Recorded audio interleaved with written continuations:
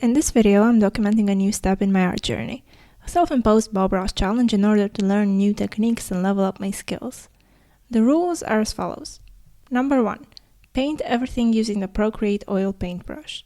I can adjust its settings, size, and opacity, and I will use it for the smudge tool as well. Rule number 2.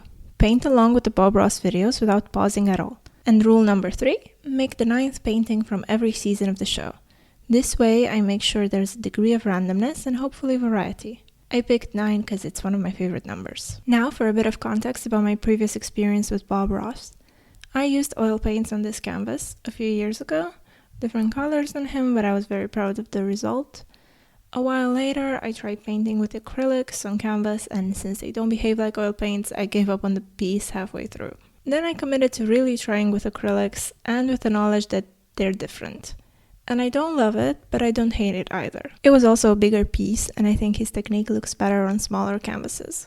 This time, before I started on the first real painting for this digital challenge, I played around with the oil brush in Procreate to get a good feel for it.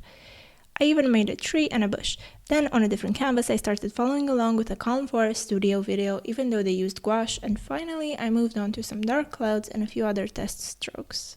Season 1, Episode 9 was a lovely place to start. Pleasant colors, not very complicated, pretty doable for a beginner even for this challenge.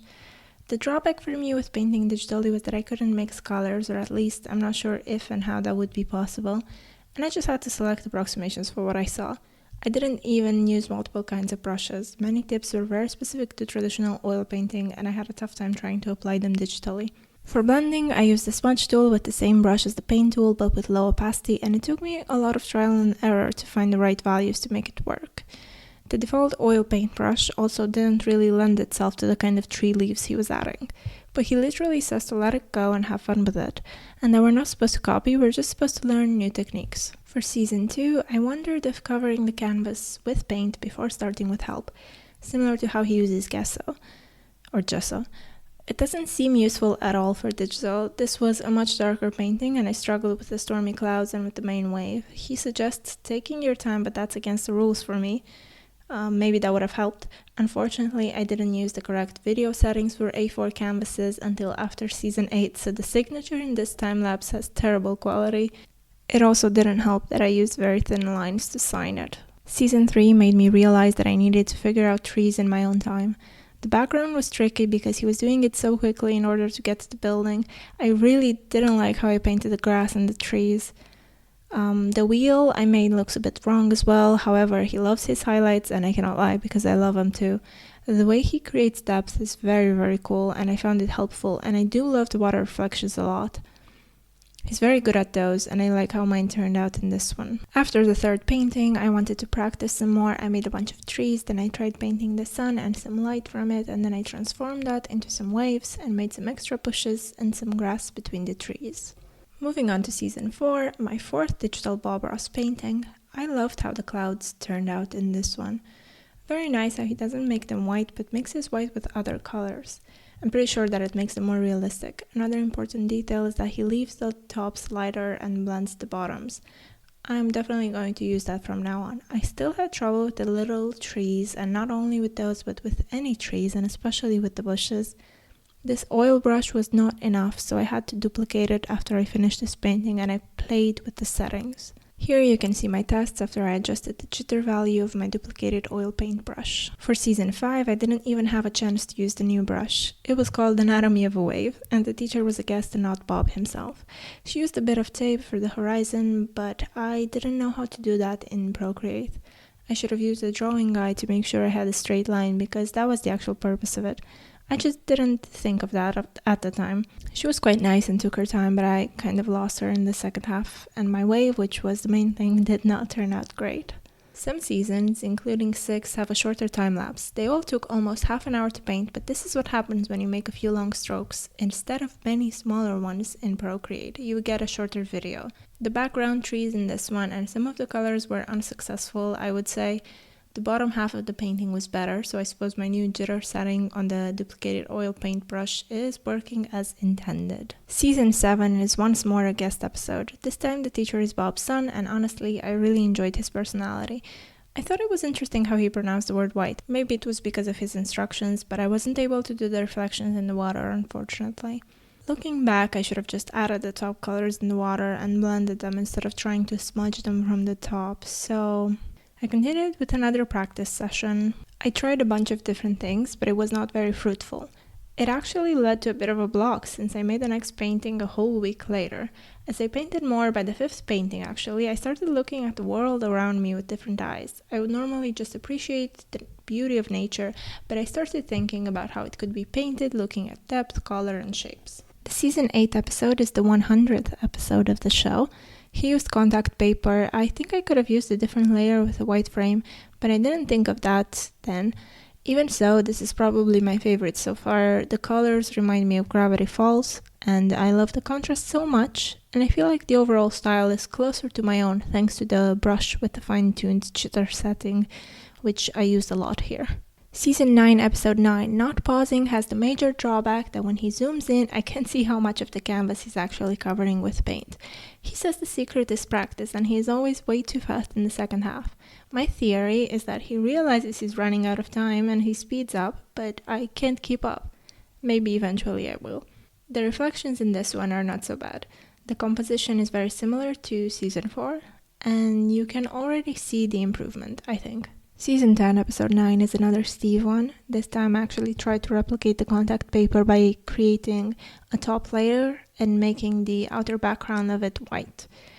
When he removed the contact paper, I started painting on that top layer, basically letting the strokes show over everything else. Apparently, according to him, the faster you do the greenery, the better it looks. So my theory about them speeding up in the second half might have been wrong. Still, this video had a very sudden stop. Doing greenery quickly doesn't seem to work as well with my digital brushes, and maybe I should adjust other settings as well to make that possible. The episode from season 11 made me feel better about myself. I didn't do all of it perfectly, but the sky was full of beautiful colors and the snow was a joy to paint. I can easily picture myself in that landscape. The default Procreate oil brush seems to work differently than a real one. The most paint is at the end of a stroke instead of at the start. But this is my challenge and I'll continue with it. I will persevere. The season 12 episode starts with a gray bottom half, which for him was liquid clear. He also used some masking tape for a straight horizon, which I found pretty useless since you eventually cover it anyway, but it made me work in 2 layers. In the incorrect order maybe, but I'm learning. I think this was my best big wave so far, but the palm trees needed a lot more work. They were like the first pancake that always turns out bad. I was super excited about season 13 because the thumbnail was very green. His colors leaned more towards forest and mine more towards swamp, which it was supposed to be anyway, so I'm not mad at it. He started with a black canvas. I should have simply changed the background instead of covering it with black paint, but oh well. It was also sap green and brown in places. My jittery brush still doesn't feel quite right. His trees look more defined in a blurry way while mine look just blurry. But I learned some Bob Ross lore. He was from Florida and he had a pet alligator that bit him and a pet armadillo. What a life he must have had. Starting with season 14, I kept adjusting the jitter value on the second brush. This was another painting with an oval contact paper on top. He says you can choose to leave it out, and he repeatedly emphasizes in this video that you can add or omit whatever you want and it's your decision. He also recommends pausing and doing it at your own pace because you get faster with practice. But I think there's something to be said about painting along at the same time as him. It forces you to make decisions, mistakes even, and this helps you to notice patterns faster and to learn from them. Overall, I think this is a bright and lovely painting. Season 15 had another black canvas, but Bob's wasn't quite square, so I ended up with a bigger bottom than him because I used the wrong canvas shape. I also accidentally covered the misty area between the trees and the mountains, and I couldn't get good colors. So all in all, this was a bit of a flop for me. Season 16 was a mixed bag. For starters, I got a little bit sad when he said that they get upset with him if he goes over 30 minutes. He was half serious, half joking, but I wish he could have had as much time as he wanted. He probably would have loved the freedom of today through streaming, YouTube, and direct contact with so many people from all over the world. Also, he reveals at the end that he had a pattern under the contact paper. That was so sneaky of him. We have another Steve episode in season 17. He kept saying words that reminded me of Clancy songs like Vignette and another one I can't remember right now. I had 21 pilots on the brain. In my painting, I changed the bend of the second poplar tree and I added some colorful reflections even though he did it differently. It has some nice colors, I don't hate it, even though the perspective is a bit wonky. Season 18 had a black bottom that I had to prepare before starting. He emphasized not killing the dark areas in the sky among the clouds, but by that time it was too late for me. He also shared the stone technique at the end, which consists of loading the brush with 2 colors. But I don't think it could be replicated in Procreate. I'll have to look into that. So instead, I just used the dark color first and added the highlights on top, and I like how this one turned out. It's pretty. Season 19 was another one with an oval contact paper, which meant I tried to use layers and I wanted to just add the last contact paper layer in the end. I made the background slightly red. Below the horizon, it's slightly darker. My way of starting with liquid white and liquid clear. I loved the sky colors. It was a bit confusing without the oval from the beginning, to be honest. I kept going back and forth about adding it because I overextended my area. I ended up including it. Not the most centered, but I didn't have time to fix it. Season 20 started with a slightly gray background and white oval edges. It was not centered this time either, but I tried to move quickly. He often says that if painting does nothing else, it should make you happy. And it does, it makes me happy most of the time. He started talking about a crow that lived with him and I couldn't see what he was painting because they were showing the crow. So I felt like I was left behind since my challenge does not allow pausing to catch up. In season 21, we see another bird. He's holding a little kestrel, a sparrowhawk, in the beginning of the video. He's a really big fan of animals. Something he said that stuck with me is that painting is as different as people are. That's why mine looks like this. I need to get the hang of these trees and neither of my brushes seems good enough, so I was happy that we covered them. Initially, I didn't get why he added that last line of a tree in the background, but it's actually quite a nice touch. For season 22, I used a square with a circle layer for the round contact paper, but later I realized that his canvas was more rectangular than square. It's always so amazing how quick he is with the evergreens. Meanwhile, I find myself in Struggle City, and I am not happy with the top of that last tree because I couldn't find the colors quickly enough. The perspective is kind of warped. And by the way, there's an unpainted area left in the center of the right side. I expected more from myself on the last stretch of this challenge, to be honest. And we have so many contact paper ones, season 23 as well. I have to admit that I prefer the ones without it. He reminds me again that it's not about copying, but about learning some techniques. I guess I'm learning these techniques while copying. You know what? There's no shame in that. I am excited though to paint something on my own while using these techniques in the future. And if I look back, it does seem like I'm steadily improving. Season 24 has a sighing Steve who doesn't seem to be in a great mood. I wonder if they got tired of the show. There are so many seasons and episodes, but I can only assume, and you know what they say about assuming things. Anyway, I keep having issues with my reflections. I think I smudged them too hard. He says we're not adding too many branches for the last trees and then proceeds to add tens of them, but I like his calm and sweet demeanor and I enjoyed this winter scene. In season 25, I was surprised to see how much of this painting he had already done beforehand. It took me a couple of minutes to reproduce all of that before officially starting. To paint on top of the already painted parts, I realized I needed to do so on another layer, and I should have spent more time on the rocks and stones, but I didn't know what they were really when I saw them at the beginning, and then again, he didn't show the technique he used to make them. The end result is quite nice even so. Oh no, for season 26, this one also had a lot painted already. What are you doing to me, Bob? Show it to me, Bob. Show me how you did that.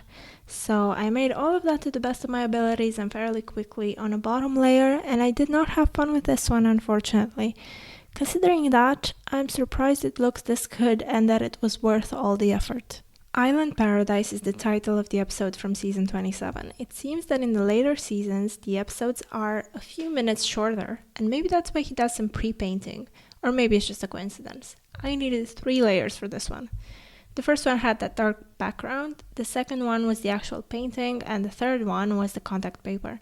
He mentioned that you can gift these paintings, and that for some of us, maybe it's as close as we get to immortality. So I'm sure he'd be happy to know that so many people take so much pleasure from his painting videos. My palm trees are not pretty, and I was sad to cover the wave because it's my favorite that I've done so far. I had a problem that I painted with yellow accidentally on the top layer when I started the sky, so in the end I had to paint the palm trees on that top layer, and this is why they stick out of the oval a bit, even though his didn't.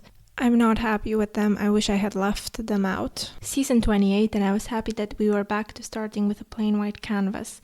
He likes big trees and he cannot lie. I, however, am not good at evergreens. The ones further back are slightly nicer than the ones in the front, and I have to agree with him that warmer winter scenes are nicer than cold ones, or at least I prefer them too. I've been doing the last 7 paintings of this series plus an extra one all in one day. Time goes by very fast when you paint a lot. In season 29, he was in a very good mood. And oh my, the realization I had after adding the 2 different colors for the clouds. I painted this before, on a real canvas with acrylics. I even have a video for it. I guess I'll try to compare them and see if I've improved. Have I not? I hated this one a bit because I was putting pressure on myself to do better and I was disappointed. I didn't like either of my attempts. The first one probably because I wasn't very familiar with the techniques, plus I used acrylics. And the second one maybe because I didn't take my time. Seeing them side by side, I guess the second one does look better than the first one. I guess. And season 30 was the second to last of this challenge, the last Steve painting. I may have made some mistakes with the mountains. I used the jittery brush, which is more appropriate for foliage, and my mountains don't look as crisp as Steve's. It was too late when I realized, and he was so fast with the trees, I couldn't keep up. There's some redemption in the reflections from the bottom left corner, which are quite good, but it looks unfinished.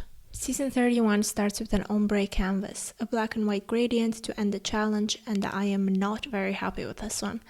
I think I just lost my patience. I did my best, but I wish it was better. I feel proud that I spent about 15 to 16 hours painting. There was some improvement overall, but it wasn't linear. Now let's see if I can use what I learned to paint something from my imagination. I don't know if this sort of landscape exists anywhere with these colors, but it was relaxing to paint it.